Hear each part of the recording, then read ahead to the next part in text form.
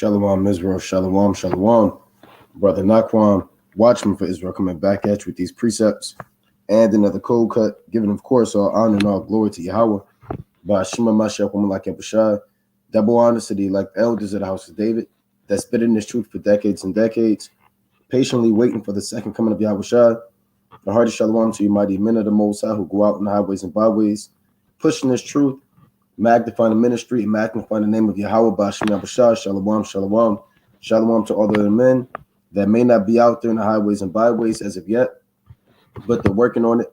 They're getting built up in the spirit. They're praying. They're fasting. They're studying. They're being diligent and abounding in the work of the Lord. Shalom, shalom. Shalom to all of the Aquath out there, the sincere sisters out there, holding it down in the households, reverencing their husbands, being submissive, being diligent, and moving in the spirit of our righteous foremother. Shalom, shalom. Shalom to everybody tuning in live. WFI Houston, Hannibal Barker, Hawad of Judah, Joshua Brewer, Nicholas Israel, and everybody else tuning in that will tune in. Kwam Yashala wa Shabbat Shalom, La Yasha Allah. If you don't know, the Cold Cuts channel has been suspended. They say for 1 week, right? They gave the nasty email yesterday and said that the Cold Cuts channel has been suspended for 1 week. So we do have the backup channel that's always running. You know, a lot of mighty brothers are they have taken the initiative through the spirit and power of the Most High, His Son, to trailblaze this channel. Men like you have the mighty brother Tazama the Unprofitable Servant in WFI Chicago. You have I9 out in WFI Detroit. Malachi is always on this channel. So you have this channel that's always up and running too. So in the event that you're not able to access the Cold Cut channel, or anytime there's no videos on any platform, don't neglect the WFI backup channel, right? So never neglect this backup channel, because you have non-stop edification going out on this channel. You know, like I said, Tazama does videos. I'm looking at it, I9. Officer Ibadi in WFI Pittsburgh. Like I said, Captain Malachi in Detroit. He does a lot of videos on it. So there's a lot of food to eat, man. So with that being said, this is why we're going live on this channel instead of the Cold Cuts channel, right? The topic of this live stream is the dark sands of deliverance, right? The dark sands of deliverance, glorified bodies, and the destroyer. Now let's get right into it. Right, glorified bodies, the deliverance, and the destroyer. Right now, why are we going into this? Because we're in the spirit of Passover. Right, we're in the spirit of Passover, approaching very, very, very soon, man. Here you have it. It is April 2nd, 1 day after the new moon. You have 13 days until 13 days until Passover. And time has been flying. March just flew by like that, man. And April will be here, or April is here, but Passover will be here before you know it. And we often go into the destruction of Egypt and the 10 plagues, and we go into the high hand, but we also go into the second Passover, right? Because there will be another Passover, right? Now, when you go to the book, right, let me get this precept. I want to get this in the book of Exodus, chapter 12, and bear with me. This Exodus 12 and 11. And thus shall you eat it with your loins girded, your shoes on your feet, and your staff on your hand, and you shall eat it in haste. It is the Lord's Passover. And why is it called the Lord's Passover? Because the Lord literally passed over the houses of the men that were sanctified by the blood of the Lamb. These men were commanded to take the hyssop, dip it in the blood, and strike the doorpost and the lintel of their house. So when the destroyer came, it would pass over their house. Right? The Passover isn't just a meal, like we always say, man. It's not just something to eat, right? Because you don't have nothing else to eat that night. Right here it is, Exodus 12 and 7. They shall take up the blood and strike it on the two side posts and on the upper doorposts of the houses wherein they shall eat it. And when the destroyer came that night, at midnight, he came and killed all of the death of the firstborn. Now, who's the destroyer? Hamashiach Yahushua, man. Right? Let me get this real quick. Right? Exodus 12 and 21. Then Moses called for all the elders of Israel and said unto them, draw out and take you a lamb according to your families and kill the Passover. So the Passover is the lamb, which is Yahushua, and it's called the Passover. Really, this was an actual lamb, but we understand that Yahushua, he's the true lamb. Like it tells you in St. John. Let's get this real quick. I tell you this in John chapter 1 and 29. Behold, the Lamb of God, which taketh away the sins of the world. Right? So this is St. John chapter 1 and 29. It reads, the next day, John seeth Yahushua coming unto him and saith, behold, the Lamb of God, which taketh away the sins or the sin of the world. So who's that lamb? The Lord, man. Yahushua. So he's the true lamb. The spiritual meaning of the lamb in Exodus 12 foreshadows Hamashiach Yahushua as a lamb for the slaughter. That's why he's called the lamb, because he was sent as a slaughter to sanctify the children of Israel. Just like the actual lamb in the time of Exodus was used to sanctify our physical houses, this lamb is used to sanctify these houses, these bodies, these corruptible bodies, subject unto sin and vanity. Right? Even the classic at 1 Peter chapter 1, right, and 19, it reads, but with the precious blood of Hamashiach, as a lamb without blemish and without spot, who verily was foreordained before the foundation of the world, but was manifest in these last times for you. So Yahushua is that lamb without spot, meaning no sin, right? No fault, no error, no guile in his flesh or in his spirit. Now, with that being said, Yahushua being that chief, right? Yahushua being that chief lamb, he's the lamb that was sanctified. He's this Passover. Now, I want to get these last two verses in this chapter. And you shall take a bunch of hyssop and dip it in the blood that is in the basin, and strike the lintel and the two side posts with the blood that is in the basin. And none of you shall go out at that door of his house until the morning. For the Lord will pass through to smite the Egyptians. And when he seeth the blood upon the lintel and on the two side posts, the Lord will what? Will pass over the door and will not suffer the destroyer to come into your houses to smite you. See that? So the Passover is the lamb, but also that Passover has another meaning when the Lord literally passed over. The destroyer came down from the third heaven, and the destroyer is Yahushua. And we'll show you that in the Apocrypha. He came down and he saw the blood on the doorpost. And if you didn't put blood on your doorpost, which the Egyptians didn't do, then they will put to death. And if you're not covered by the blood right now, you're going to be put to death. Right? How do you know Yahushua is the destroyer? Let's go to Wisdom of Solomon.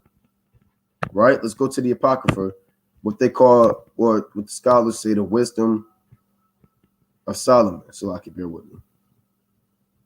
Right? This is the Wisdom of Solomon. And I want to go to the 18th chapter.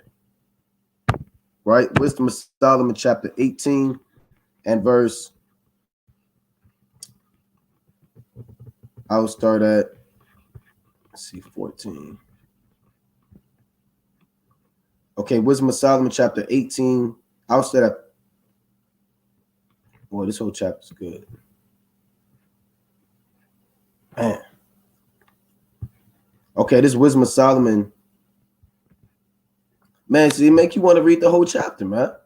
If you haven't read Wisdom of Solomon, chapter 17 and 18 and 19, then you're missing out, man. It goes hand in hand with the book of Exodus, the 12th chapter, right? The 10th chapter, 9, 8, and 7, respectively. Even 12, 13, and 14, man. So it gives you a more detailed account.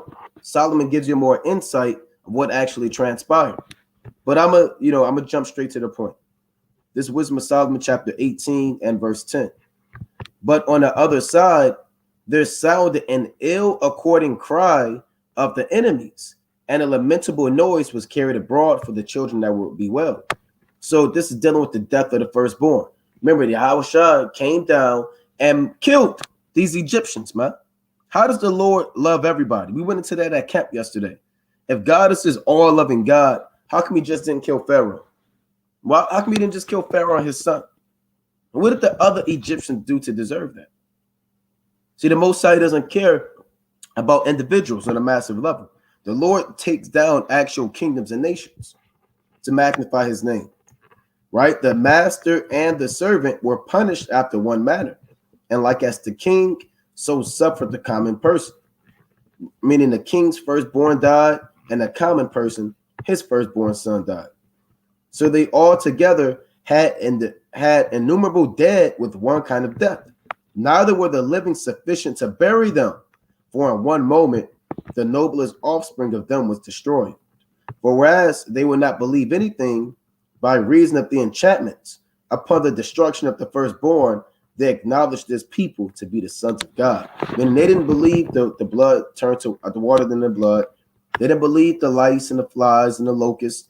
But they said when the death of the firstborn came, they said, look, these people must be the sons of the Most High. That's what the Egyptians said. For while all things were in quiet silence, at that night, what night is this Passover? And that night was in the midst of her swift course. Thine almighty word. So while the Egyptians were asleep, we were up. They were in darkness. We were in light. They were dozed off. We were eating the Passover. While that was happening, thine almighty word. Who's the word? Yahushua. He's the word of God. How do you know he's the word? Let's go to Revelation chapter 19. Right? How do you know he's the word? It tells you. It's Revelation chapter 19 and 13. And he, meaning Yahushua, was clothed with the vesture dipped in blood, and his name is called the Word of God. Right? So Yahushua is the word of the Most High. That's what it tells you in the book of John, the first chapter. Right? This is John chapter 1 and 1. In the beginning was the Word, and the Word was with God, and the Word was God. The same was in the beginning with the Most High.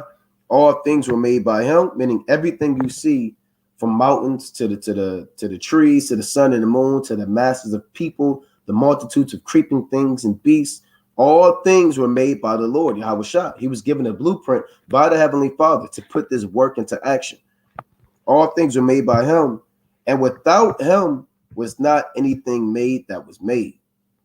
Right? So the Lord is responsible and charged with making everything you see. The point is, what's one of his titles?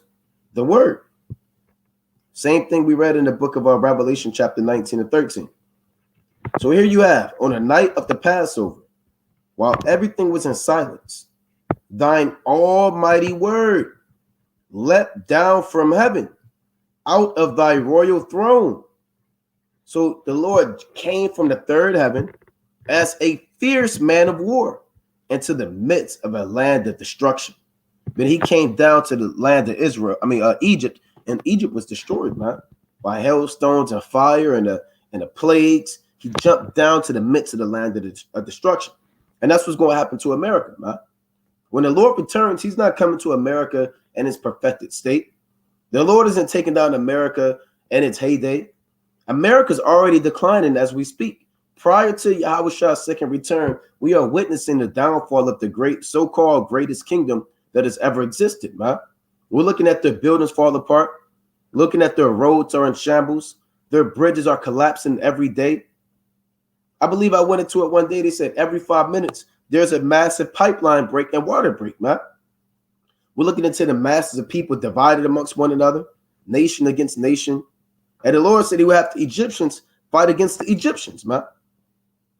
So when the Lord comes down into modern day Egypt, it's the exact same thing of how he came down into ancient Egypt and to the midst of the land of destruction. The economy is collapsing. You know, nobody respects the world leaders of the society anymore. And what did the Lord do when he came? And brought thine unfeigned commandment as a sharp sword, and standing up, filled all things with death. And it touched the heaven, but it stood upon earth. See that? So when the Lord came, guess what, man? He came and filled everybody with death. It reads, then suddenly visions of horrible dreams troubled them sore, and terrors came upon them unlooked for. And one thrown here and another there half dead showed the cause of his death. Right? So the Lord showed why these people were out, man. The Lord came and killed the death of the firstborn. And visions of horrible dreams troubled them sore, and terrors came upon them unlooked for. And one thrown here and another there half dead showed the cause of his death. For the dreams that troubled them did foreshow this, lest they should perish and not know why they were afflicted. Meaning when they were in great darkness and a plague of darkness came upon them, and the apparitions and the dreams that they were having, it foreshowed that they were going to die. They knew they weren't going to make it. You know, when they dealt with that darkness plague and the strange apparitions, read the previous chapter. The Lord said the dreams that troubled them did foreshow this. So no, they saw themselves dying, man. They saw each other dying in those dreams and in them visions. That's what happened. When you go to let's go to the previous chapter. Right? Let's go to Wisdom of Solomon, chapter 17. Boy, man, this whole chapter is mean. Okay, this is Wisdom of Solomon, chapter 17 and verse 14. But now this is dealing with the plague of darkness, right?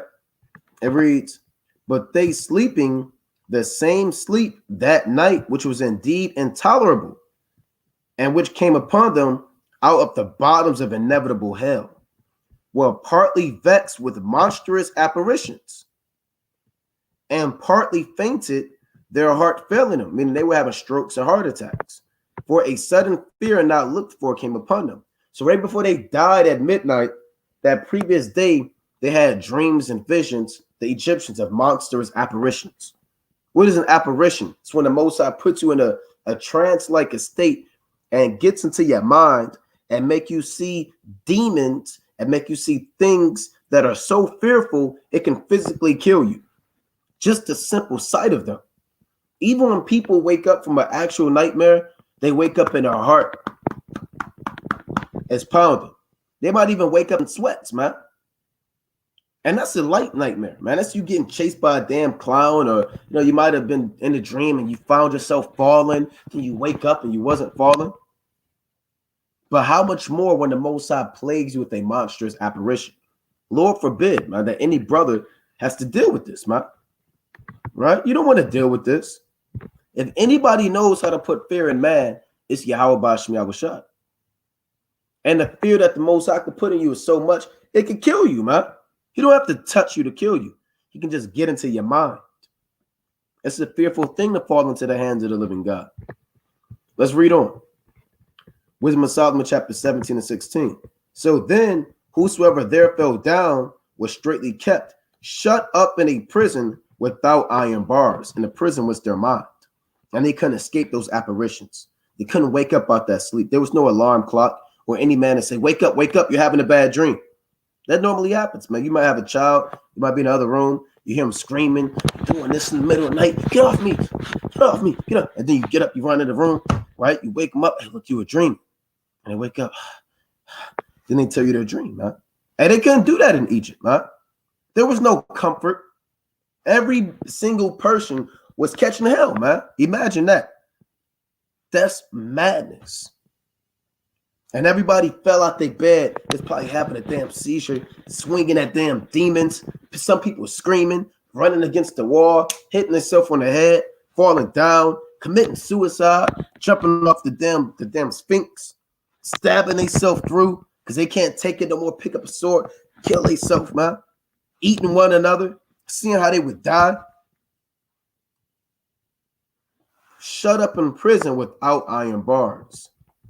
It reads, for whether they were he were husbandman or shepherd or a laborer in the field, he was overtaken and endured that necessity which could not be avoided. Meaning you couldn't get around it, man. You didn't even have to be physically asleep to go through these dreams and apparitions. You might have been working laid out in the field, like, gotta grind a little bit more for the harvest. Then, boom, you fell into a trance.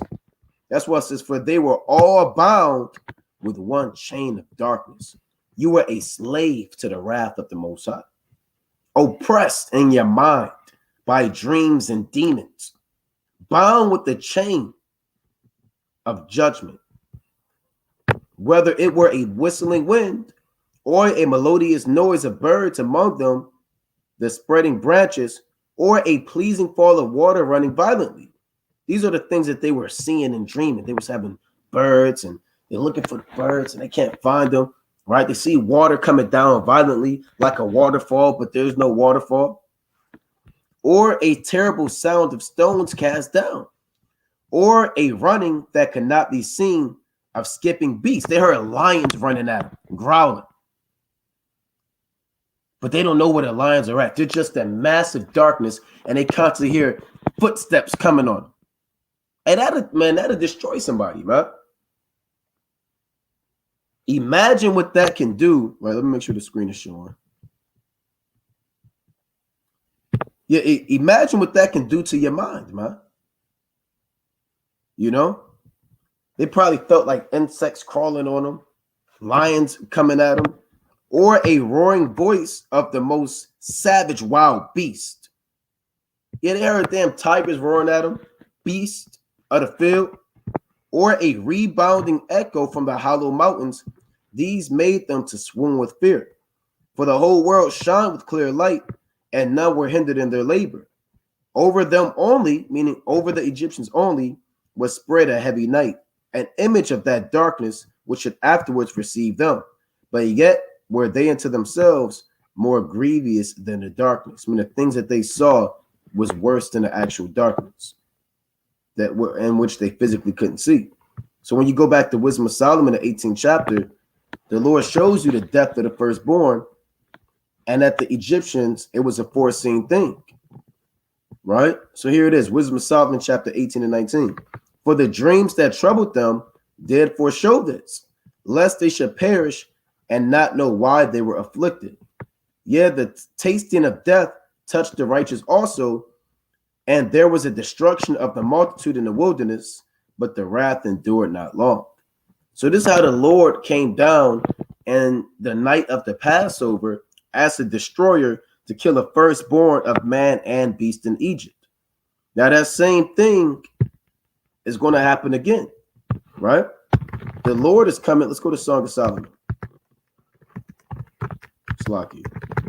Let's go into the dark sand of deliverance of this second Passover. Let's go to Song of Solomon. Slacky.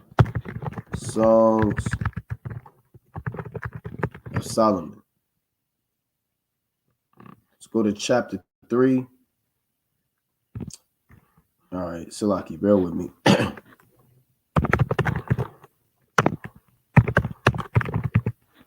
right, they won't have me find it, so I'll just type in a keyword or so. All right, bear with me. I might just go to the other site, but I want to get this in Song of Solomon. The 3rd chapter, right? We're going to go into Song of Solomon, chapter 3. So this is Song of Solomon, the 3rd chapter. Now this is a dark saying. Now this same thing, it says the bride's troubled dream, right? So we dealt with the dream of ancient Egypt, and they had troubled dreams. They dealt with the plagues and the apparitions that the Most High gave them, right? And we're dealing with a nightmare right here, man. Now this Song of Solomon 3 and 1. By night on my bed I sought him whom my soul loveth. I sought him, but I found him not. And by night, meaning in his captivity, right? It's nighttime right now. Although the sun may be shining, and although the lights may be bright, and although people may be out enjoying mirth and indulging themselves in the lust of the flesh, it's spiritual nighttime. What makes it nighttime? The deprivation of wisdom. There's no understanding. Nobody's out teaching the truth. There's no knowledge of the law, no knowledge of commandments, high holy days, love of the Most High. So even though the sun can be shining, it's still dark, right? It's nighttime no matter what until Yahweh Shah returns, right? That's why you go to Job chapter 10. Let's get this precept about it being nighttime, right? This is Job chapter 10 and verse 21. Before I go, whence I should not return, even to the land of darkness and the shadow of death. So Job said, I'm going to go to a land that I won't be able to return back from. What land is this? America. Now, I don't have to say America in there. Don't say the United States. From Genesis to Revelation, you'll never see the words United States of America.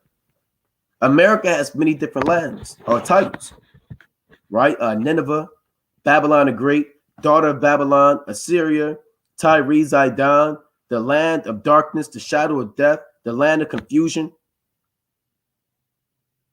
It says, even to the land of darkness and the shadow of death, a land of darkness, meaning it's always night, as darkness itself, and of the shadow of death, without any order, man. Yeah, America doesn't have any order, man. Right? You could be whatever you want to be. Women can rule over men. Children can rule over women. The men can be homosexuals. We dealt with a non-binary yesterday at camp, huh? This thing walked by, and I said, what are you, man? Because we didn't know if it was a man or a woman at the harbor. I said, what are you? He said, I'm non-binary. I said, well, what does that mean? He said, well, I don't know. I said, are you a man or a woman? He said, I'm they and I'm them. And he started getting on Esau, man, which is confusion. Just absolute madness. We dealt with drunk Jake last night, cooning and stepping and fetching for eating damn cornbread for the so-called white man. So this land has no order, and where the light is as darkness. Let's go to the book of Isaiah, chapter 25 to 7. So this is the nighttime that our people live in, man. And that's why we hasten Yahweh Shah, because when Yahweh Shah comes, that sun is going to rise again. Isaiah chapter 25 and verse 7. And he, meaning the Most High, will destroy in this mountain the face of the covering cast over all people and the veil that is spread over all nations. So there's a covering over all people. He has blinded you and put wool over your eyes, for lack of better terms, and put a veil over your face. So you're looking for the Most High, you're looking for truth, trying to figure out what's going on. But the so-called white man put a veil over all people. So nobody on the earth knows who they are, even the other nations. And the veil that is spread over all nations. So if you have a veil over your face 24/7, or you're blindfolded 24/7, you will always be in darkness. That's why Song of Solomon says, our people, even in this darkness, we're looking for this truth. That's what it means by night on my bed, meaning in this land of our captivity. I sought him whom my soul loveth. I sought him, but I found him not. And we try to find the truth, man. We try our hand in Islam, you know. And my uncle used to make me go to the mosque with him when I was real young, man. You know, I didn't know any better. I'm 8, 9, 10 years old, you know. I didn't go often, but, you know, I just did it to, you know, we'd kick it together. So I go to the mosque with him, and I'm in the back, and I used to be in the back, and they be doing the prayers, and in my mind, I'm like, something ain't right. Now I'm 9 years old, 10, you know, maybe 12 years old. I can't quite remember, but I'm looking like, well, what the hell is going on here, man? You know, it didn't look right. It was off. I don't know what it was. I couldn't say, okay, look, y'all the Israelites, y'all, you know, y'all going to hell off, y'all bowing down, you're speaking Arabic, y'all, you know, I didn't know, but in the spin, I'm like, something ain't right, man. And then Sunday, he would my other folks still make me go to church, man. So I'm in church, I'm sitting around, we had this big white Jesus. I mean, this mural had to be 30 feet wide. It had to be 30 feet wide and maybe 15 feet tall. So when you came into the church, and the church looked like an old schoolhouse, man, from down south on the east side of Detroit. And it was a 15 by 30 big image of white Jesus holding sheep. And I'm in a church. I'm like, who is this guy, man? So we're always questioning our purpose in this thing, especially you brothers in this truth, man. I'm sure you can relate. You've asked those questions. Why? Right? Why this? How this, man? How did this happen? Why am I in America? I used to ask that too, man. How did I end up in America when I was young? I said I could have been anywhere on the earth. How come the Lord put me in America? And Jake, you've asked these questions. You've always wondered the what if. You've always opposed the norm of the society. That's why you're in this thing, man. You're in this thing because you've been looking for the truth. And sometimes you just can't find it because there's so many snares, so many traps, so many false religions, so many wicked holidays, you know, so many damn philosophies. No matter how hard you find or how hard you look, you'll never be able to find it. Now it says, I will rise now and go about the city in the streets and in the broad ways. I will seek him whom my soul loveth. I sought him, but I found him not. So now our people, they say, well, I'm going to try my hand into this politics. Or maybe voting will give me the answers of life. Or maybe joining the Black conscious community will give me what I'm finally longing for. Or maybe even joining the church choir. Or trying my hand into being a Buddhist. Right? Or doing charity. Or every brother, they were trying to find their purpose in life. And they were looking for answers. A lot of brothers, you were late. You can testify that you were up late at night, man, watching them conspiracy theory videos about the Illuminati, looking up pyramids and UFOs and damn black consciousness and whatever you was looking up, man. That's you looking for the answers. Until what? The watchmen that go about the city found me, to whom I said, saw ye him whom my soul loveth. So the watchmen, they represent the prophets. They are the prophets, the servants of the Lord, the guardians of the souls of our people, the people who give our people the answers that they're looking for. And the watchmen do go about the city. They patrol at night. All right, they're like the night shift. Like you got the security guard that works night, and he makes his rounds around the building. Anybody that works security, you know, you got to make a few rounds. So you'll go through the building at night, right? Then you'll patrol around maybe 3 hours later, and you work different shifts. So you may make your first your night patrol at midnight. You may make another one at 3 a.m. and another one before you leave around 5 a.m. to make sure the building is protected. That's the job of the ancient watchman. Their job is to patrol the streets at night, man. And if anybody's lost, nobody knows what's going on, or they see danger, or they see harm coming, it's their job to protect their people. So that's why it says the watchmen that go about the city found me. And we find our people out there, man. We see them looking for answers. They're walking around and smoking a cigarette. Some people we've met out on the highways and byways, they said, I'm just looking for the truth. They literally said that. It was one guy, I think like 7 years ago, I was teaching at the harbor. Me and Yaradon was out there. He said, look, I just took a walk and someone told me to walk down the harbor and I'm just looking for the truth. What is the truth? We've heard that plenty of times. So it says, the watchmen that go about the city found me, to whom I said, saw ye him whom my soul loveth. And that's what our people say. Do you have the answers?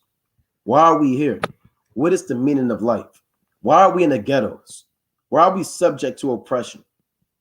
Who is God? It was a little that I passed from them, but I found him whom my soul loveth. I held him and would not let him go until I had brought them into my mother's house and into the chamber of her that conceived me. So after talking with the watchman, he found the truth, because the job of the watchman is to give our people the truth in this dark nighttime and protect them and warn them of the destruction coming. That's the job of the watchman, man. While everybody else is asleep, they're up at night patrolling the city, giving people who their soul love, which is the knowledge of Yahweh Bashem Yahushua. And after talking with the watchman, our people find who their soul finally loves, which is this knowledge, this understanding. The fact that you're more than a Negro in America, and you're more than a Hispanic, and life is more than dribbling a basketball, catching touchdowns, rapping on a damn music video, and smoking a blunt, man, and drinking a bottle of Hennessy. Life is more than twerking in a club and going to church every damn Sunday, not knowing a damn thing, and working for the so-called white man all the days of your life until you retire at the age of 70, when your body's all broken down and you have heart disease. We give through the spirit and power of Yahweh Shem Rashad, all the men of the Lord, not just in WFI, but the men that are out there in sincerity, they give our people whom our soul love. Now it reads, I held him and would not let him go until I had brought him into my mother's house and into the chamber of her that conceived me. So you're supposed to take this knowledge, go home, open up your Bible, and be born again. That's what it's saying. That's what your mother's house is. It's not talking about your mother, your actual physical mother, who you call ma or mama. You know? It's dealing with this knowledge. Let's go to Proverbs chapter 9 and 1. That is your mother's house. Proverbs chapter 9 and verse 1. Right, bear with me. This is Proverbs chapter 9 and 1. Wisdom hath builded her house. She hath hewn out her 7 pillars. And wisdom is often portrayed in a feminine aspect or component due to wisdom's nurturing nature, or wisdom's love, or man's love towards the Most High, like a man would love a woman. That's why wisdom is called her and not him. Not that I've heard people say, well, wisdom is God's wife.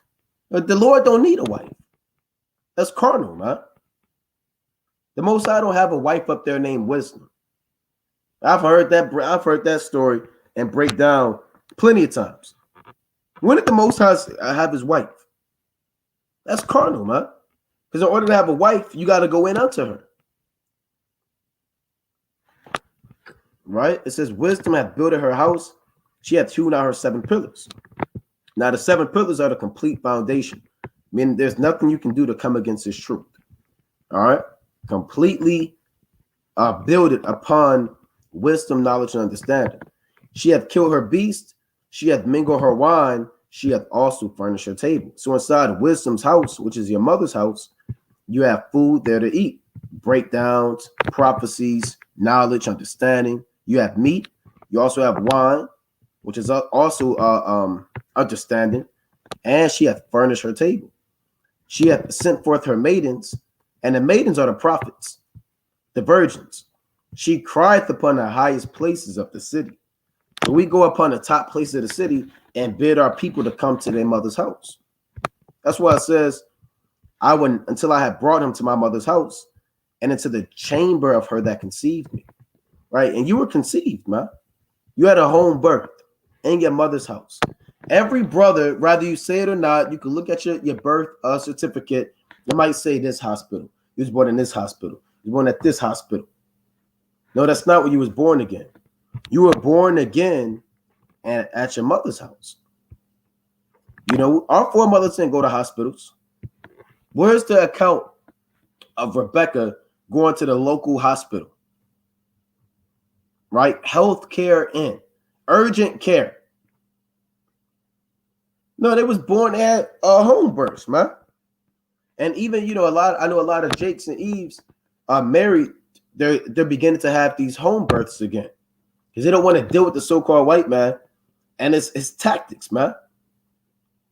Injecting your child with all types of disease and running experiments on you and forcing you to stay at the damn hospital. Well, we don't want to deal with that, you know? So a lot of our people are born in, well, if you're in this truth, you're born in your mother's house and you're born in the chamber. Remember, a chamber is like a bedroom. Every brother was born in a different room. Hey, I might have been born in the book of Isaiah. That might have been the first book I read in the truth, you know, which it was. So I was conceived in Isaiah or I was conceived in Jeremiah. It was either or. I'll say Jeremiah. That's the chamber I was conceived in, man. You know, what chamber were you conceived in? A lot of brothers, they were conceived and born in the book of Deuteronomy. really when they heard chapter 28. A lot of brothers were conceived in the book of Revelation, the first chapter, when they finally realized that Yahweh Shai is a so-called black man. Some men were even conceived in the book of Maccabees, the Apocrypha, other books in the Apocrypha, rather. Some brothers were conceived in the book of Exodus. Every brother was born in a different room. Some brothers were born at the same time in the same room. And really the top room where a lot of brothers are born again is the book of Deuteronomy. Right? That's really one of the top rooms. Because every brother hear that Deuteronomy 28, man. See, the brother said he was born in 2 Samuel, man. You know? Every brother, see, that's different too, man.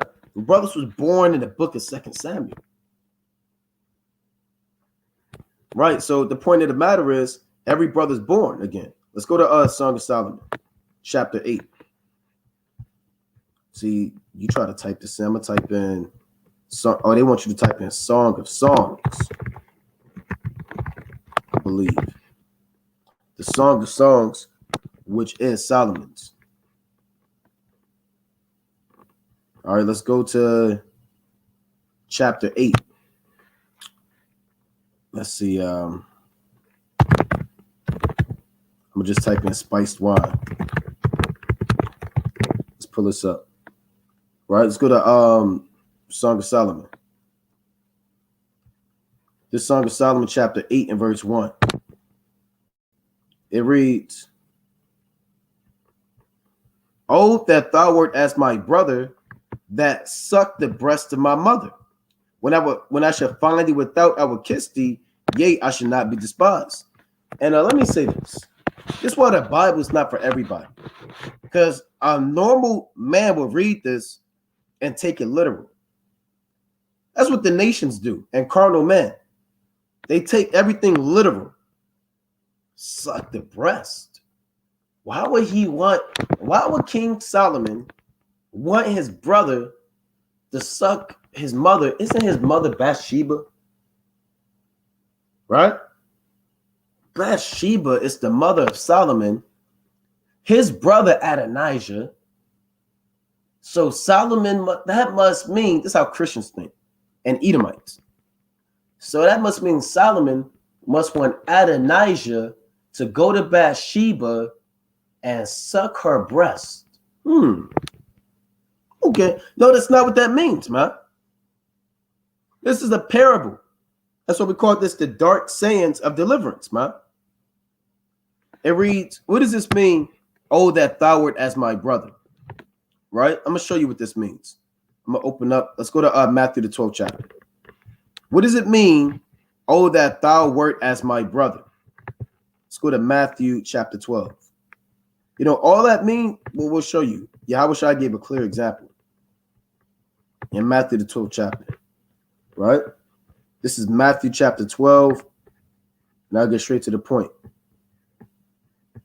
47. Matthew 12 and 47.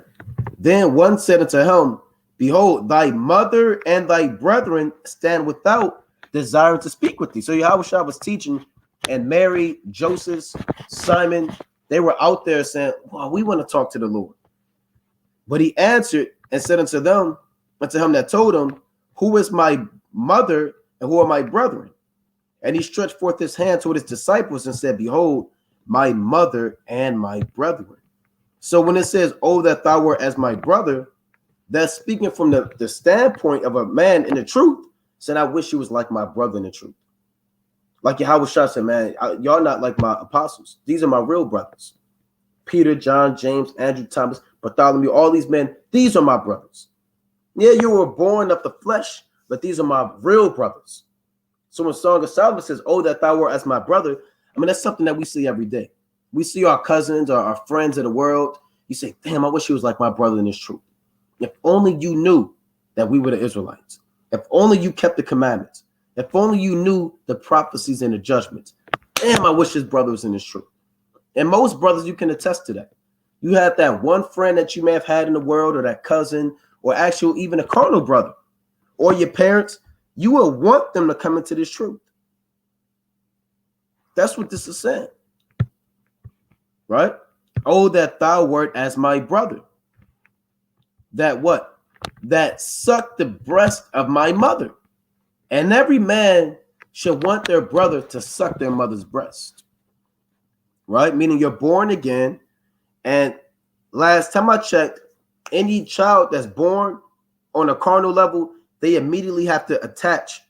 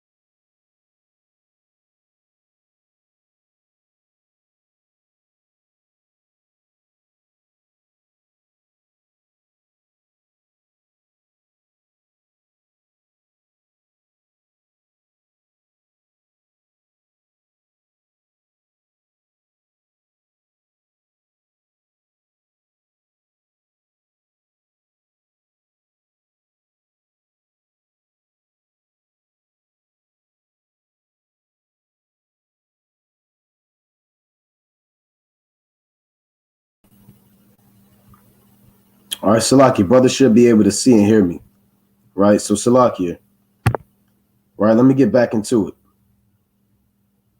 All right, bear with me.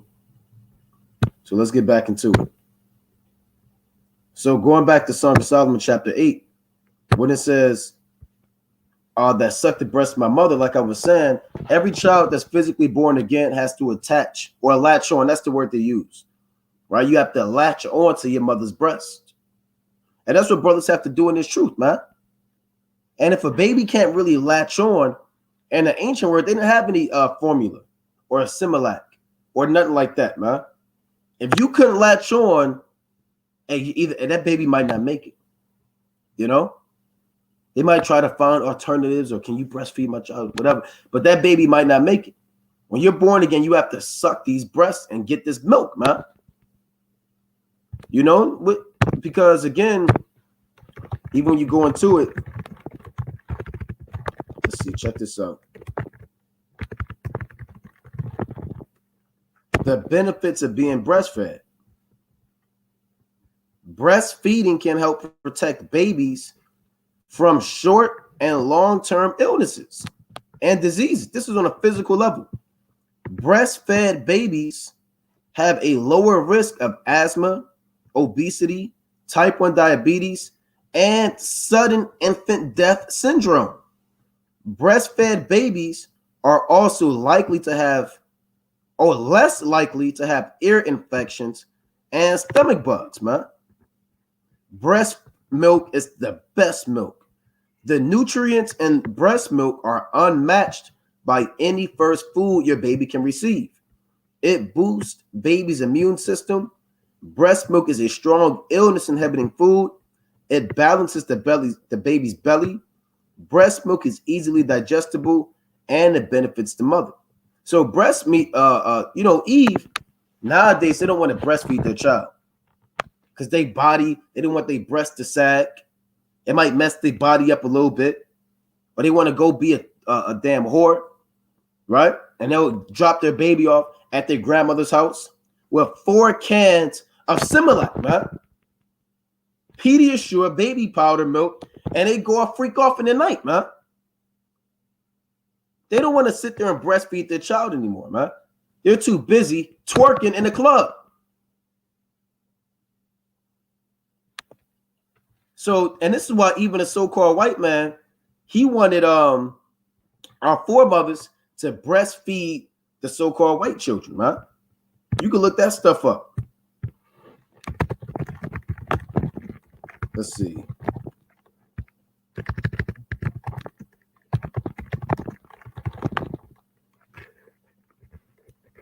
Right, let me see if I can type this up. Right, they show you old pictures of that, man. They call them, I guess, wet nurses. Enslaved mothers forced to breastfeed the so-called white baby. Now, how come they don't want if the so-called white man, here's his hypocrisy. It's the most pure human race, and we were just monsters and savages and niggas in America. How come he didn't want his own woman to breastfeed? Because he knew that the daughters of Zion were more lively, man. And we have that spirit in us. So a lot of our foremothers were forced to breastfeed the so-called white man's child. And now, Jake, I mean, Eve, you do that willingly. You will willingly date the so-called white man and breastfeed his child when you were forced to do so not even more than 1,000 years ago. This was a job, man. You got hired as a wet nurse, and you had to breastfeed the so-called white man. How sick and evil is that? Just downright filthy. Look at this. Nasty. And I know these mothers, they were sick, man. And if I would have strangled that baby, man. So breastfeeding, even the so-called white man and his diabolical nature understood that, man. So going back to Song of Solomon, we all have to suck our mother's breast. You have to desire this milk, man, and get built up in this truth. That's why we suck breast all day. And when you read the book of Maccabees, man, let me see if I can remember this precept, the second Maccabees. We would breastfeed for like 3 years, man. You know, not nowadays. Eve now, they'll breastfeed their child for maybe a week, right? And then after that, they're like, oh, I can't do this no more. They keep wanting to breastfeed. I can't sleep. I want to freak off. I want to. Our mothers dealt with it, man. Right? This second Maccabees, chapter 6. Oh, I want chapter 7, I believe. Salaki. I believe that's what I want. All right, let's go to second Maccabees, chapter 7. I want to make a quick point. This is second Maccabees, chapter 7. And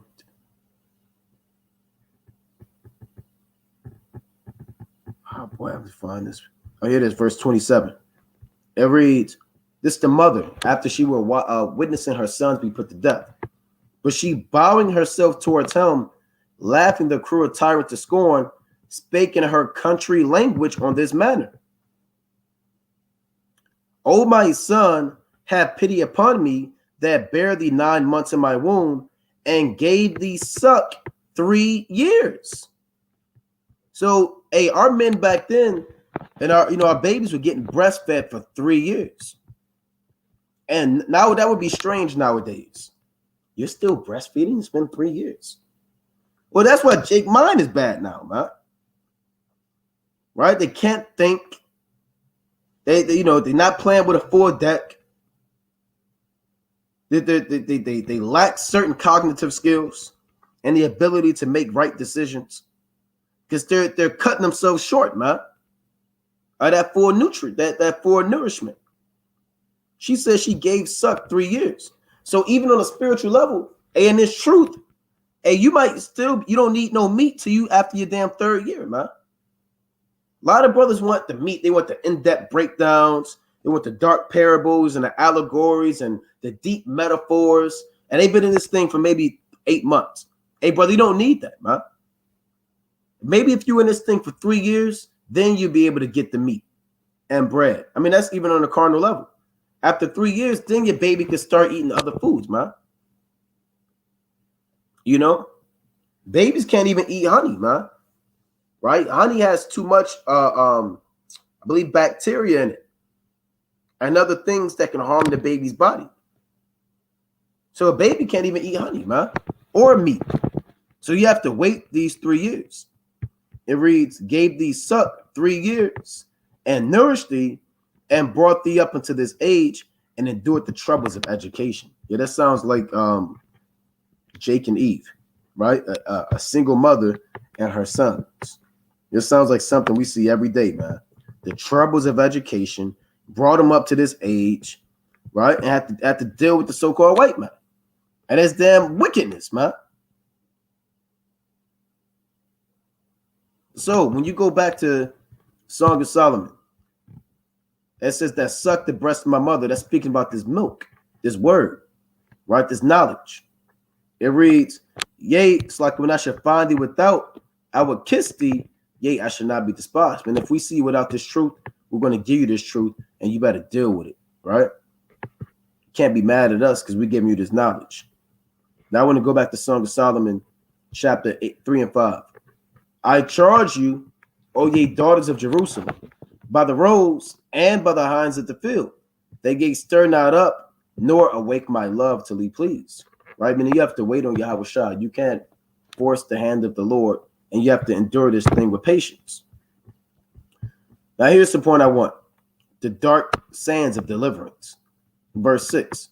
Who is this that cometh out of the wilderness like pillars of smoke, perfume with myrrh and frankincense, with all powders of the merchant? So they're saying, who is this man? Right? Coming from the wilderness with myrrh and frankincense and powders of the merchant, man. Now, this is Yahweh Shah. This is the same thing as Isaiah chapter 63, right? Let's go to Isaiah chapter 63. This is the book of Isaiah chapter 63, right? And 1, it reads, who is this that cometh from Edom? So that's the same thing, right? Who is this that cometh from the wilderness? With dyed garments from Basra. This that is glorious in his apparel, traveling in the greatness of his strength. I that speaking of righteousness, mighty to save. So when Isaiah saw Yahweh Shai, said, who is this that comes from Edom? Who is this drenched in blood? Who is this man traveling with these chariots? Who are you? And Yahweh Shai gave an answer. He said, I that speaking of righteousness, mighty to save. Now we're reading the same thing in Song of Solomon. Who is this that cometh out of the wilderness? Now, why does it say the wilderness? Because America is going to be a desolate wilderness, right? It's going to be destroyed and given to the wild birds and the vultures and the night owls, and it'll be a desert land. When you go to, let's get this precept. Let's get a precept on that. On America being a wilderness. I believe Micah chapter 7, if I'm not mistaken. Let's go to Micah chapter 7 and verse 11. And that day that thy walls are to be built. It's like in the day that thy walls are to be built. Bear with me.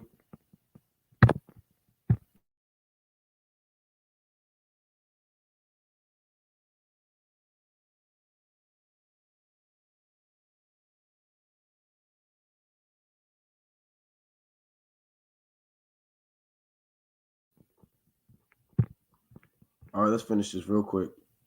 It says, and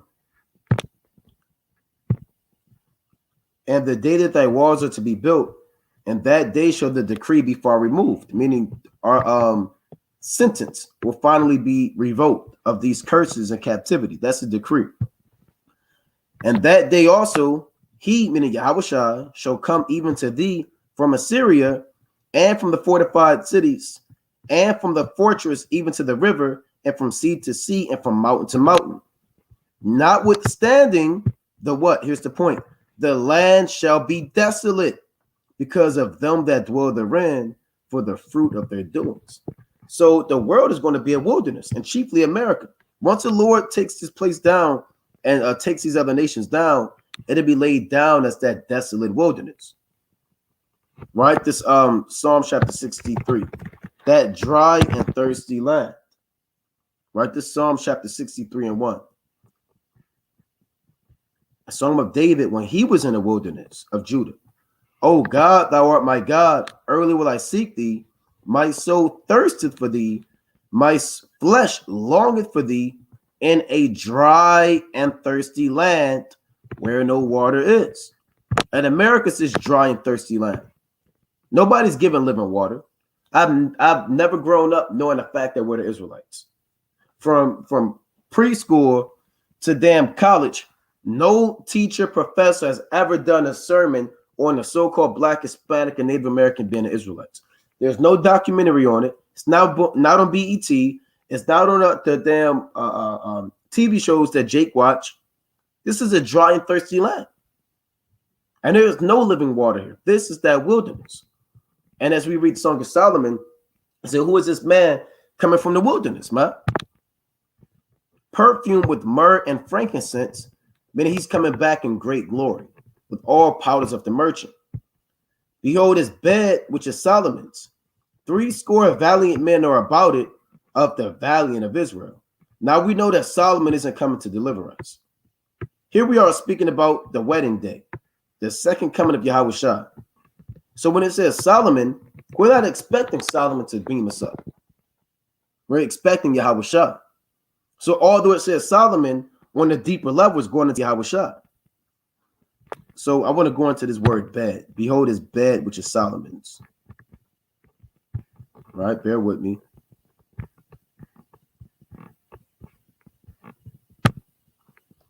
Now here's the word bed in the Hebrew. If you got a concordance, it's H5186. So the word bed, it says couch, bed, beer, or it says Salakia, for sleeping or eating, by analogy, a sofa, a litter, or a bier. So what is really going into it, it's not talking about an actual bed that you sleep in. It's going into a litter, right? That's what it's going into. When you look up what a litter is, it's where they carry kings.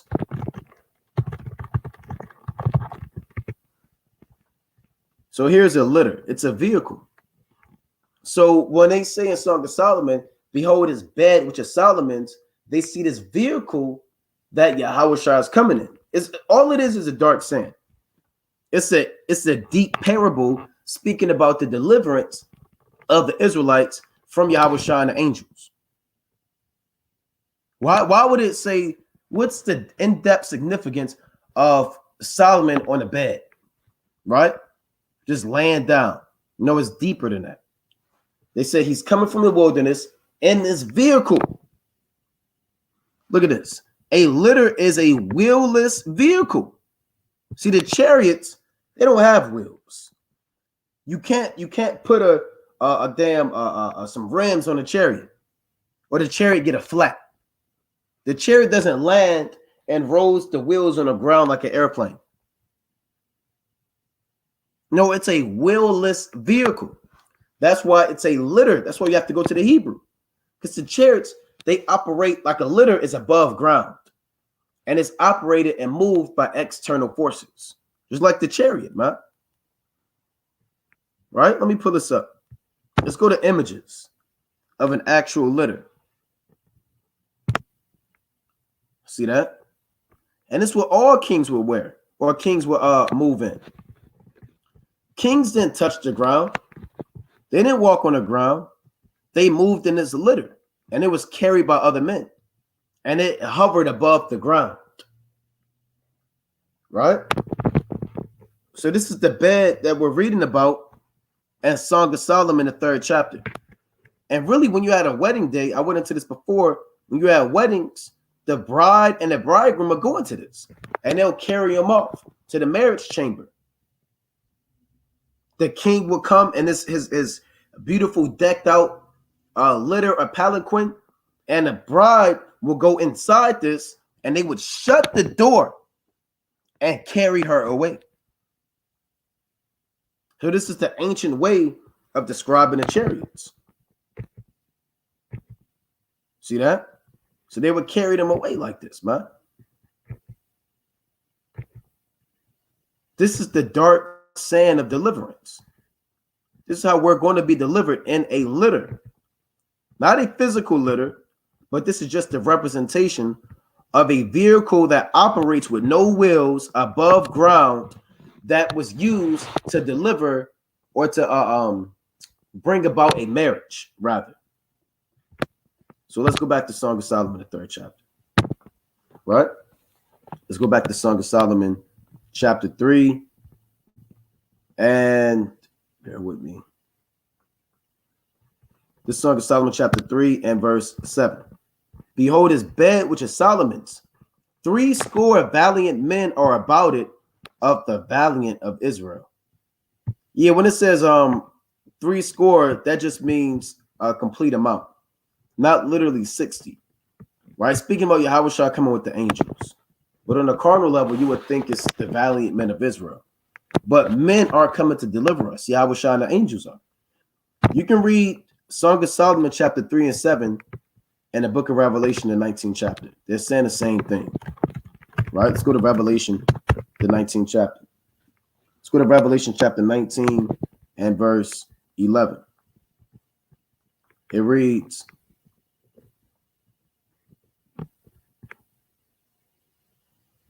and I saw heaven open, and behold, a white horse. And he that sat upon him was called faithful and true. And in righteousness he doth judge and make war. His eyes were as a flame of fire, and on his head were many crowns. Right? Because he took down the different kingdoms. And he essentially is going to annex these different kingdoms into his own. And he had a name written that no man knew but he himself. And he was clothed with a vesture dipped in blood, and his name is called the Word of God. And the armies, so this is what we read in Song of Solomon, the 3rd chapter. The 80 valiant men. These are the armies that come with Yahweh Shah. Now, in Song of Solomon, it said the valiant of Israel, but we know on a spiritual level, it's speaking about Yahweh Shai and the angels. And the armies which are in heaven followed him upon white horses, clothed in fine linen, clean and white. That's plain. Clean and white. Now, let's go back to this in Song of Solomon. Read it one more time. Behold, this bed, meaning that chariot, that belongs to Yahweh Shai, which is Solomon's, 80 valiant men are about it. And he's coming with a great multitude of angels of the valiant of Israel. They all hold swords, being expert in war. Every man hath this sword upon his thigh because of the fear in the night. So they're coming armed to destroy, man. Why? Because of the fear of the night. What is the fear of the night? Jacob's trouble, the hour of temptation. When all hell breaks loose, they see the bride calling and crying out. This is where the so-called white man gets his, like we brought up before, gets his Prince Charming movies from. You have this woman being held captive against her will, and then she's crying out distress, and right in the nick of time, what they call Prince Charming or some hero comes and delivers the bride and the princess, and then they live happily ever after. They get that from the Bible, man. Solomon been going into that on a deeper level. The fear of the night is Jacob's trouble, right? That's when you go to Jeremiah, the 30th chapter, it says, why does every man, let's get it, have his it's like he have his head upon his loins, right? Let's go to Jeremiah. This is Jeremiah chapter 30 and verse 6. It reads, I'll say that 5. For thus said the Lord, we have heard a voice of trembling, of fear and not of peace. So this is the fear of the night. Ask ye now and see whether a man doth travail with child. Wherefore do I see every man with his hands on his loins, as a woman in travail, and all faces are turned into paleness. Alas, for that day is great, so that none is like it. It is even the time of Jacob's trouble, but he shall be saved out of it. And we're reading about Jacob's trouble, which is the fear of the night, and the Lord coming to deliver us with all of the great multitude of angels. This is the fear of the night in Song of Solomon.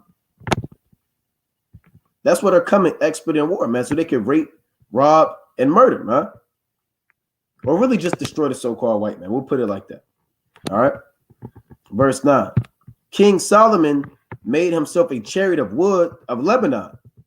Now, we know that this isn't talking about an actual chariot, as in, let's see, an ancient chariot. Let's type in an ancient. Is that what this is talking about? When it says King Solomon made himself a chariot. This isn't what it's talking about. You think the Lord is coming to deliver us in this? No. He's not coming to deliver us in a physical chariot. And speaking about what? This is what it's speaking about.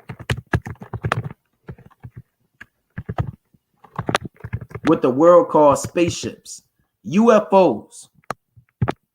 This is the chariot that he made, man. This is that vehicle with no wheels that operates above ground that's going to deliver us. So when we have this second Passover, when a destroyer comes, the Lord said he's going to pass over, like he did in ancient Egypt, every vessel or every house that was not sanctified by the blood of the Lamb. So when Yahweh returns with these chariots, he's going to do the same thing. He's going to deliver everybody that's sanctified by the blood of the Lamb. You know? And beam them up out of this captivity. Like I said, we're not marching out of America or walking through the Red Sea. We're going to get beamed up in these chariots. The Lord likens our deliverance to birds flying. Let's get that in Isaiah chapter 31. Right? Like the brother said, the damsel in distress. This Isaiah chapter 31 and 5. As birds, I'm going to start at 4. For thus hath the Lord spoken unto me, like as the lion and the young lion roaring on his prey. When a multitude of shepherds is called against him, he will not be afraid of their voice, nor abase himself for the noise of them. So shall the Lord of hosts come down. Check this out. So shall the Lord of hosts come down to fight for Mount Zion and for the hill thereof. How is he going to fight for us? As birds flying, so will the Lord of hosts defend Jerusalem. Defending also, he will deliver it, and passing over, he will preserve it. Pass over. So our Passover is going to be the same thing as ancient Egypt, but only this deliverance is going to be likened unto as birds flying. What does that mean, as birds flying? I mean, these chariots are the wings of the wind, and they're going to cover the sky. It's going to be like birds flying, wings of gold, like it tell you in Psalm chapter 68. So our deliverance is compared to a flock of birds. And last time I checked, when birds fly, they fly in military formation. You got the chief bird, right, leading the pack or whatever, a flock. And then you got the other birds, and they make that triangle, damn delta formation. Right, let's pull that up.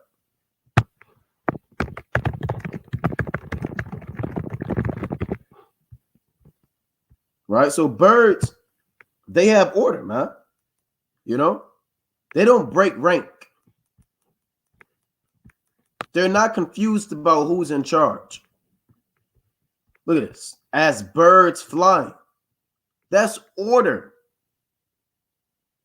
They don't trample one over one another. They don't one go this way, one go that way. No, they come in military formation. Look at this. Birds fly in the most perfect formation. And this is thousands of birds, man. You know? Thousands of birds.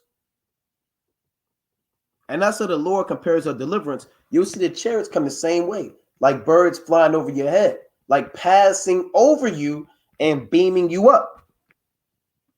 You know? Let me get this precept. And this is beautiful right here. As birds flying, so will the Lord of hosts defend Jerusalem. Defending also, he will deliver it, and pass over, or passing over, he will preserve it.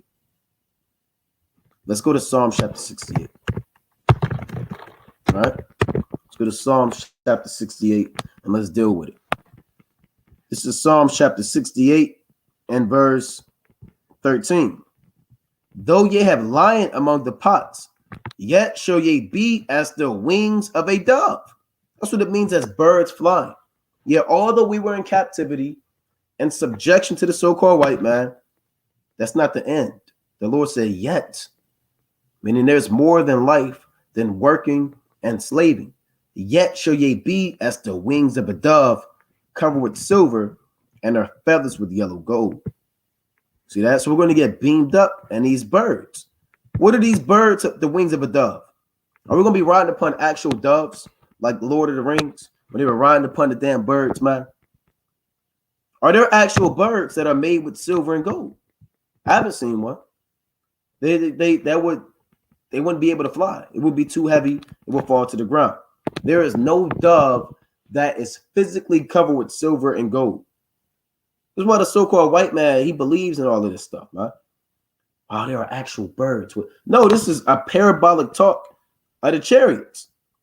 You know, it reads, when the Almighty scattered kings in it, it was white as snow and salmon. Meaning the Most High, the Almighty got his chariot where he's going to scatter kings in it and perfect righteousness. Now I'm going to jump down to verse 20. The chariots of God are 20,000, even thousands of angels. The Lord is among them as in Sinai in the holy place.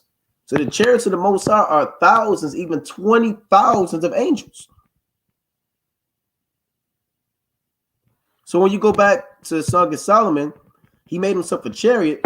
Well, yeah, the Most High has his own chariot, not the one that operates on wheels driven by the beasts of the earth, but one that operates through the Spirit.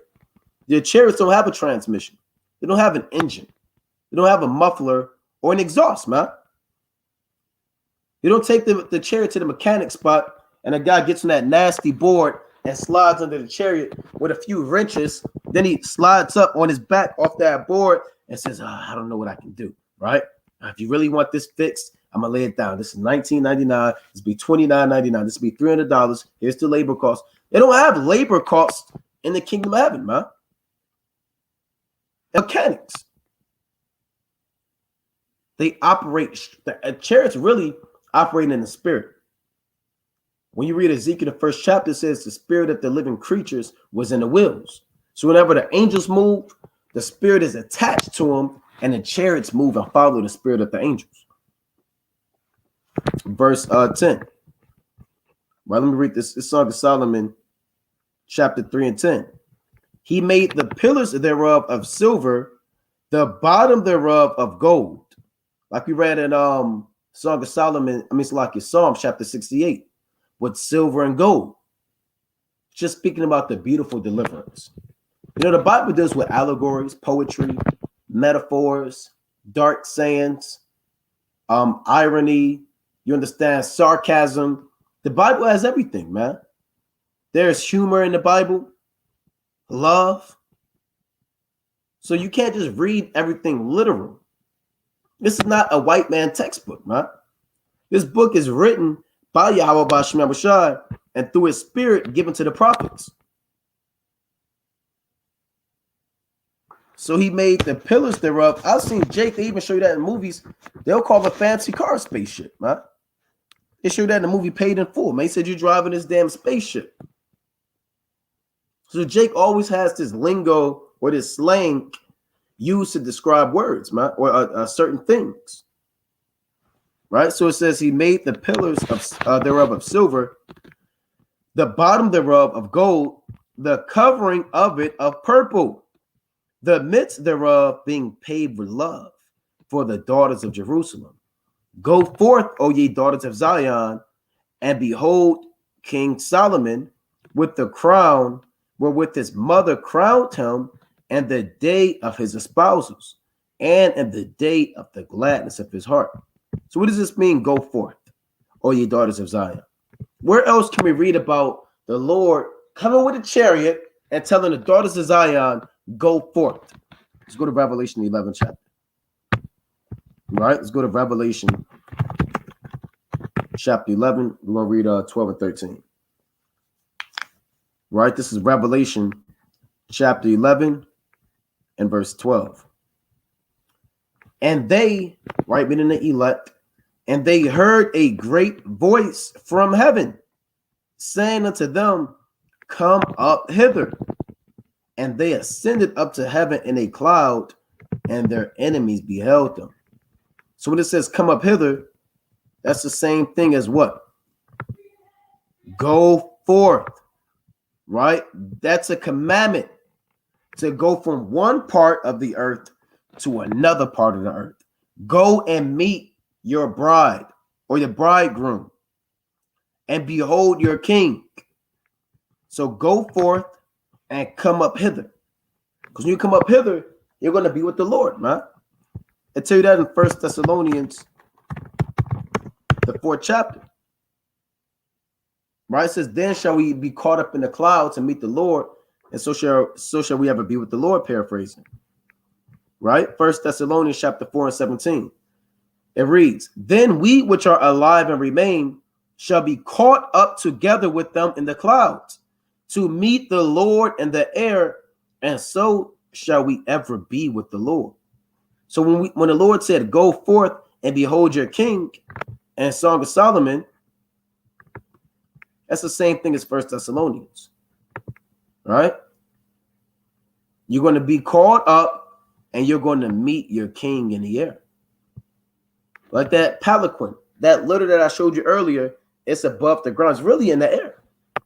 You know, it doesn't have wheels or some type of system like that. It's operated above the ground in the air. Just like an ancient marriage would work, right? When you look up, like we put this up before, a palanquin or a litter. This is the chariot or the ancient world. See that? I like this picture right here. This is a vehicle that you're going to meet the Lord in the air in. That's why Isaiah chapter 26 and 20, it says, come my people, enter thou into thy chambers, and shut thy doors about thee, hide thyself as it were for a little moment, until the indignation of the Lord be past. So you're going to get caught up in this palanquin, in his chariot. The Lord is going to shut the door and carry you off into security and safety on a rescue mission. This is what we're reading about. This is an ancient marriage being described. When you read Song of Solomon, all the way it deals with antiquity and the ancient Solomon and the daughters of Zion and the ancient litter. You have to understand that Song of Solomon is a dark saying, a parable, a riddle, if that helps out, and that this cannot be taken literal. And if you take it literal, you will never understand it. Right? This is a dark saying, it's spiritual. Right? This chariot is speaking about the UFO. When it says Solomon on a wedding day, it's going to Yahushua. When it says behold his bed, when you go to this word bed in the Hebrew, it's speaking about the UFOs. Right? When it says the valiant men of Israel, those are really going into the angels. When it says they all hold swords, it's going into their lasers. You understand? They're lasers and they're concentrated fire that they shoot on the earth. When it says because of the fear of the night, that's Jacob's trouble and the hour of temptation. When it says King Solomon made himself a chariot of wood, it's going into him having his own chariot that he flew upon like a mountain, like you tell you in 2nd Ezra, the 13th chapter. You know? So let's read Song of Solomon chapter 3 and 11 again. Go forth, O ye daughters of Zion, and behold King Solomon with the crown, or with this mother crowned him. Now, what does it mean with the crown or with this mother crowned him? This means that the Heavenly Father, on a spiritual level, gave Yahushua the preeminence to rule all things. Right? It's like it, bear with me. Right? He gave, when you go to Colossians, it tells you all things were made by him and for him. Without him was not anything made, paraphrasing. This Colossians chapter 1 and verse 16. For by him were all things created that are in heaven and that are in earth, visible and invisible, whether they be thrones or dominions or principalities or powers. All things were created by him and for him. And he is before all things, and by him all things consist. So Yahweh Shah created all things. When you look up the word espousal deals with a marriage, right? Slack here.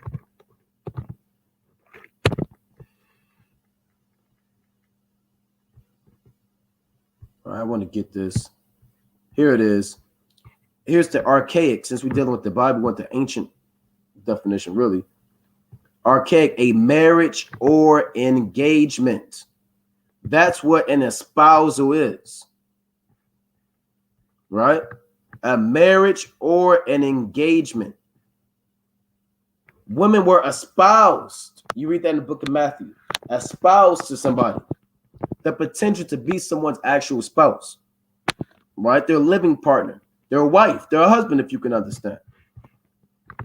So it says, behold, King Solomon with the crown, wherewith his mother crowned him, and the day of his espousals, meaning the day that Yahweh Shai was sanctified and resurrected, and every knee bowed, and he sat on the throne of the Most High and was given honor and glory.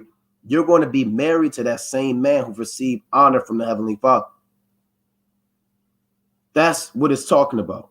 That's the day when he was crowned, when he died and resurrected, really when he resurrected, you know, and he sat on the right hand of the throne of the Most High. You can read about that in the book of Revelation. And they all gave honor and glory to the Lamb. And he's the king. He's labeled the King of Kings and the Lord of Lords. And every knee shall bow. And when he returns, he's going to receive praise on the earth. He already received praise in the heavens. Let's get that in Revelation. He already received praise in the heavens. But he's also going to receive his praise and honor and glory amongst men. Right? This Revelation. I'm going to go to verse 5. Chapter 5, Salakia.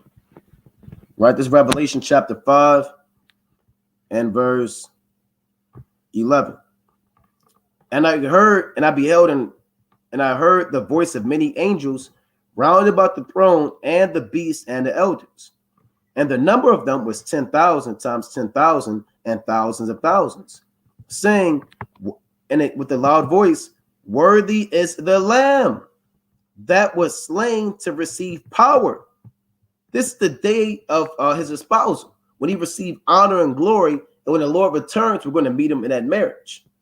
All right, worthy is the Lamb, which is Yahweh Shai, that was slain to receive power and riches and wisdom and strength and honor and glory and blessing.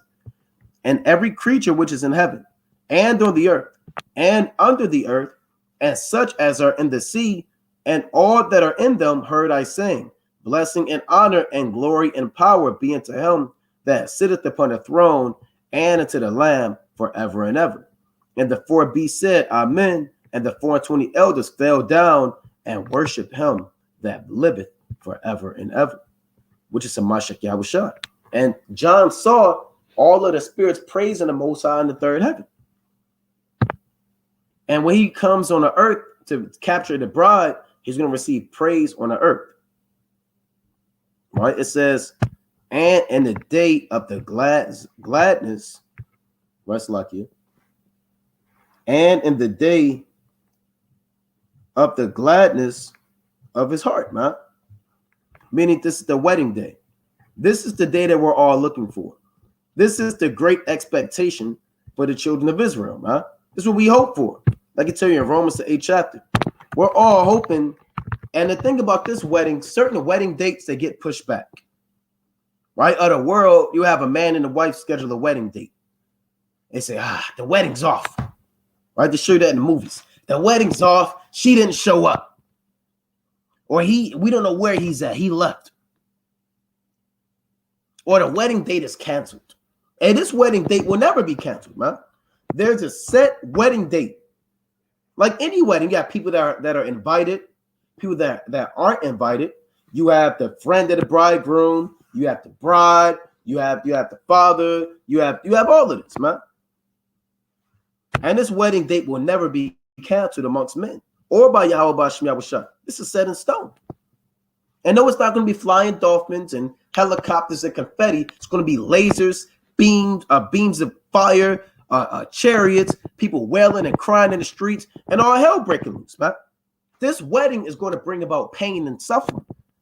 A carnal wedding brings about tears. Now, there's going to have tears and joy too for the Israelites, but pain and suffering amongst the nations. Right?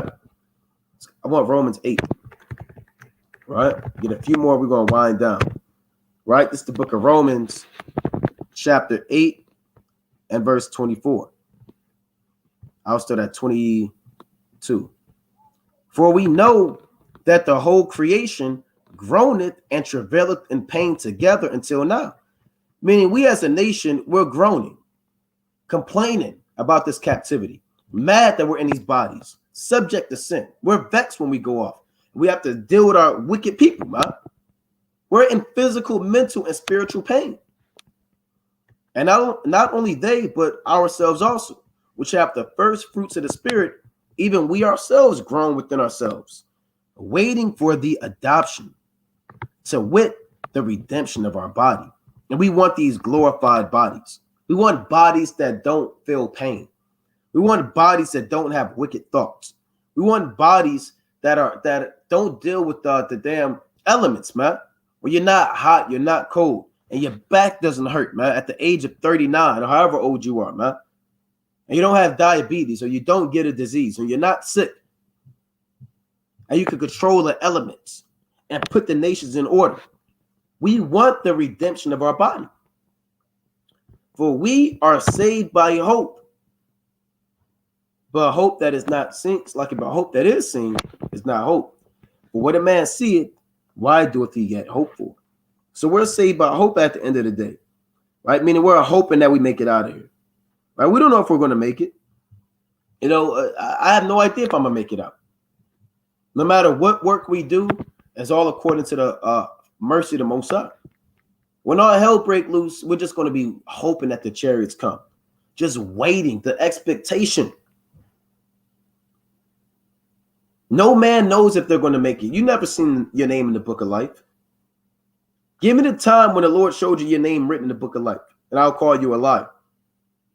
And where the Most High came to you in a dream and said, look, you will definitely make it out of here. Don't have to worry about anything. Kick your feet up, and just chill out till I'll come. That never happened to not one man upon earth. And if that has happened to you, then I don't believe it. Because the Lord has subjected to elect to hope. He has put you under the bondage of hope. He has taken everything away from you just so you can have nothing else but the hope that someone outside of man can deliver you. He has taken away world leaders, your Malcolm X's, your Nat Turners. You thought that they may have been your hope.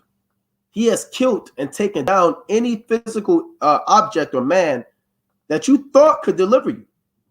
Now you have no other choice but to hope in the Most High. You have no other choice, man. Well, I mean, what else can you hope for? You tried everything else. So that's how you're saved. You're saved by your expectation to be delivered from this captivity by your God, Yahweh, Bashim Yahushua, the God of our fathers. But if we hope for that we see not, then do we with patience wait for it. And we are patiently waiting for the second coming of Yahushua. But with that, I'm going to close up, giving, of course, our honor and our glory to Yahweh, Bashim Yahushua, Most High willing you are edified. Keep the Sabbath day holy. The Cold Cut channel suspended for 1 week. It should be back up and running next week. Stay in tune. You got mighty brothers always on this channel from Chicago, Detroit. You got brothers that are always putting up work. So stay in tune on this channel. We'll be on this channel more often. I'll keep the Sabbath holy. No buying, no selling, no sex, no speaking your own words, no doing your own pleasure, no walking in the lust of your own heart, and no walking after the name of these other gods. You men, get up, do the work. Kwam Yashala, Shalom.